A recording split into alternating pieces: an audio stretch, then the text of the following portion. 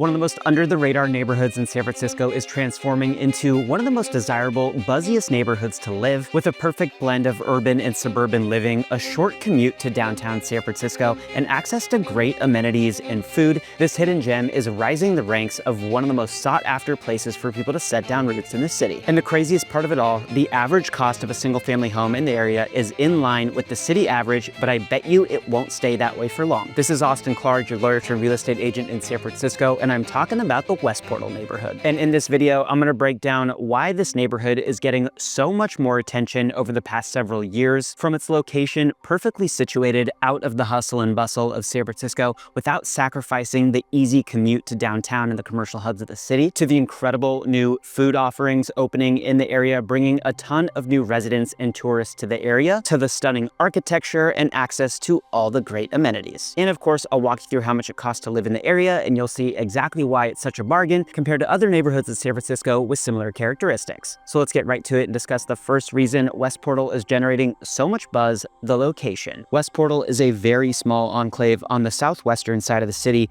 bordered by three fairly major transit corridors in San Francisco: Highway 1 to the west, Taraval Street to the north, and Portola Drive to the south and east. It's an awesome location, for starters, because of the great amenities that are nearby, and I'm going to walk you through those later in this video. But another reason the location is becoming increasingly popular is because of how easy it is to commute to downtown San Francisco as well as to the South Bay. West Portal actually gets its name because the neighborhood marks the western entrance of the Twin Peaks Tunnel, which was an engineering marvel back when it opened in 1918 and fundamentally transformed this part of SF, converting what was at the time uninhabitable sand dunes into one of the city's most desirable residential areas by connecting it directly to downtown SF. The entire community was developed around the West Portal Muni Station, which serves as the western terminus for three major transit lines in the city. And when you hop on any one of these light rail lines into the Twin Peaks Tunnel, you can be in downtown San Francisco in about 20 minutes. I helped clients get into a house in West Portal recently, and a big factor for them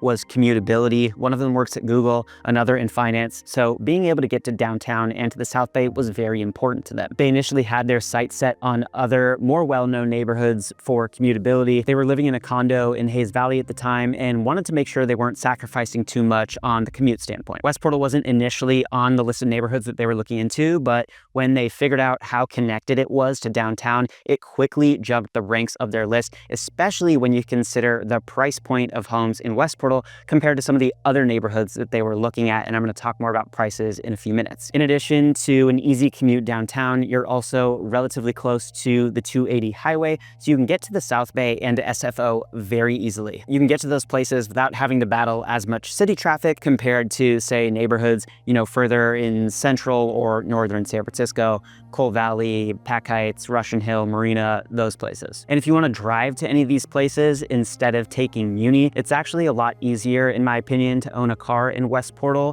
One, because a lot of the homes there have garages, but second to that, parking on the street is a little bit easier than in other similar neighborhoods, or at least neighborhoods that share similar characteristics, like Russian Hill or Noe Valley. So the specific location is a commuter's dream, and with so many people moving back to the city because companies are adopting more hybrid in-office schedules or bringing people back to the office full time, and there's a huge influx of new jobs coming to the city, especially tech jobs, this area is going to get even more popular. By the way, if you want to learn more about which neighborhoods are great if you need to commute, or if you're a foodie, or you want nightlife, or views, or walkability, or if you want to learn more about current events in San Francisco, new developments, and all things about San Francisco real estate, make sure to subscribe to my channel because I make videos about that stuff every single week. And if you ever have questions about how what's going on in the city is impacting our local real estate market and what it means for you, or if you're having trouble figuring out exactly the right neighborhood to live in, reach out to me. I was a lawyer at one of the biggest law firms in the world before getting into real estate, and I've helped numerous people relocate to San Francisco from all over the country.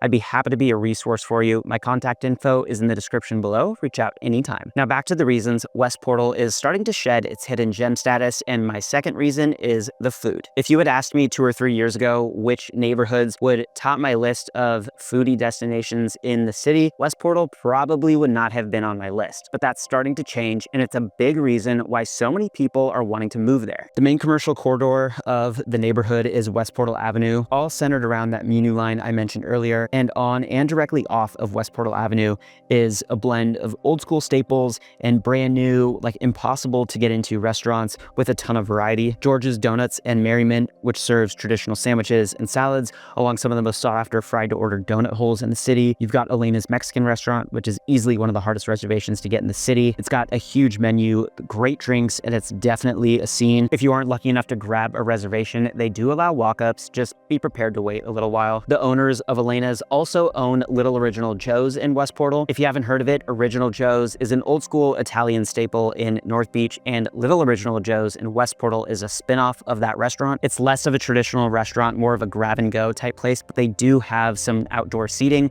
if you want to order at the counter and eat there. It's also got an awesome marketplace where you can go buy like pre-made food from the restaurant or some great ingredients to make awesome food at your house. You've got Submarine Center in West Portal, which has been making some awesome sandwiches since the 1960s. If you go there, expect a line out the door. You've got Snow Bliss Cafe, which is sort of an Asian fusion type place, mixes a ton of different Asian varieties. And there's so much more, from Peruvian food, Korean food, Indian food, American food, you name it, you can find it in West Portal. And it's also close to other great food neighborhoods, in particular the Inner Sunset, which is only a few minutes drive north of West Portal. So you might be a little bit farther away from where a lot of like the Michelin star restaurants are in Soma or near downtown, for example, but you are so close to so many great food options, you're probably not gonna need to leave the area to get what you want. So it checks the box on commute, it definitely checks the box on food. Another reason so many people are wanting to move there these days,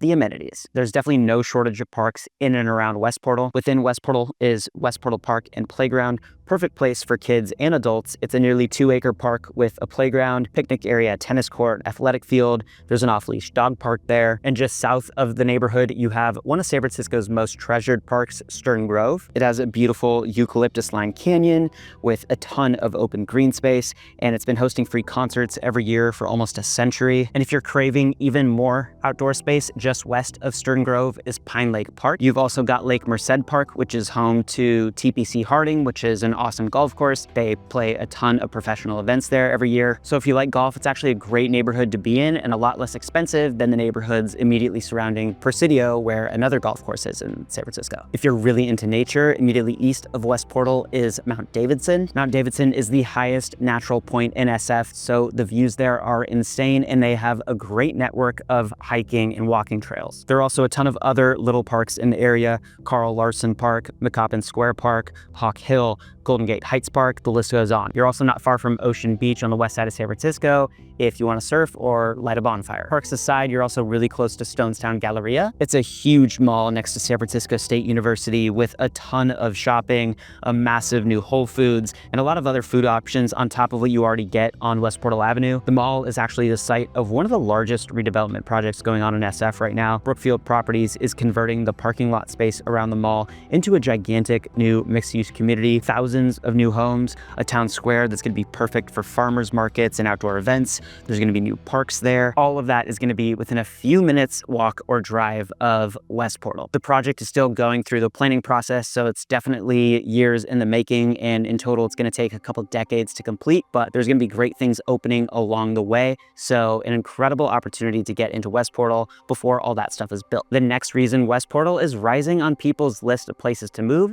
the architecture. The area doesn't really have a lot of condos. There are some in-houses that were converted into multi-unit properties, like small multi-unit buildings, in particular closer to West Portal Avenue, but there really aren't many mid-rise or high-rise condo buildings there like you see in a lot of other neighborhoods in SF. Instead, it's dominated by single-family homes, and that makes it really charming. The majority of homes were built in the early 1900s, up to the 1950s, majority of them basically after that West Portal tunnel, that Twin Peaks tunnel really took off. Walking the streets of West Portal, the thing that you notice immediately is the architectural diversity of the houses in the area. Mediterranean and Spanish colonial revival styles dominate in the area, like stucco exteriors, red clay tile roofs, elegant arched doorways and windows that bring a little bit of European charm to the area. You also get Tudor style homes, some classic San Francisco row houses, but one thing I love about West Portal is that some of the houses have more space between them than you'd find in denser neighborhoods. You actually have detached homes here. Size-wise, most West Portal homes are between like 1,500 and 2,500 square feet, so they're not like these giant mansions that you get in like Pacific Heights, Presidio Heights, and parts of like Russian Hill, for example, but they are plenty large enough to grow a family in. Lot sizes in West Portal are pretty in line with city average, about 2,500 to 3,000 square feet. So they're not massive, but plenty of space to have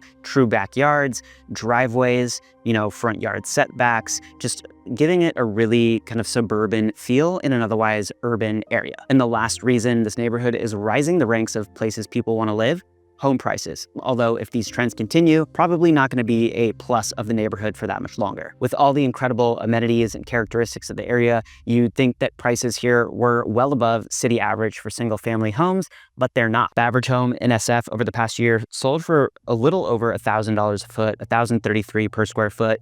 In West Portal, it's about $1,050 a foot. So despite being ideally located for a commute with great parks, great food, good sized lots, it's not significantly more expensive than your average home in San Francisco. One of the principal reasons for that is the weather. It is on that west side of San Francisco, which is, the cold fog zone of the city. So you've got those cold and fog fronts coming in from the Pacific Ocean, hitting West Portal. So it does trend, gloomier on more days in the area than certain other neighborhoods in the city, in the central part of the city or the eastern part of the city. Notwithstanding the weather, I do think that the, pricing trend of being relatively in line with city average is not going to remain that way for long as more and more people want to move to the area. Just an example, the clients that I talked about who, got a place in West Portal, 10 months after they moved in, they went to refinance their loan and the appraised value came back 10% higher than what they purchased it for less than a year ago. And that was a year ago when the overall San Francisco market was weaker than it is today. We've made a lot of progress, especially with our new mayor, on crime, homelessness, office vacancies. We have a lot more people returning to office. Both the condo and single family home markets are up year over year, and that wasn't happening at that time. So the value today is probably even more than what it appraised for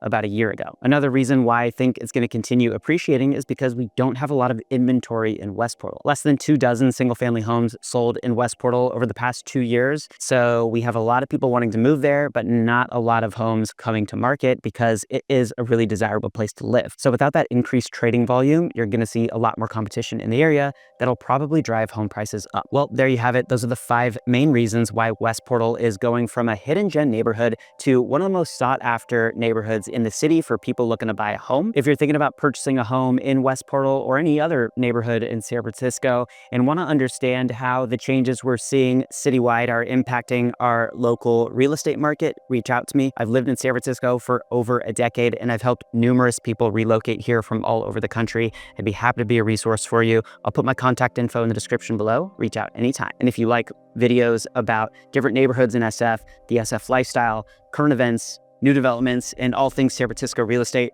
make sure to subscribe to my channel because I make videos about that stuff every single week. And if you want to learn more about that Stonestown redevelopment project that I mentioned, I've got a separate video all about it. I'll link that in the description below as well. Go check it out. I hope you enjoyed the video and I'll see you in the next one.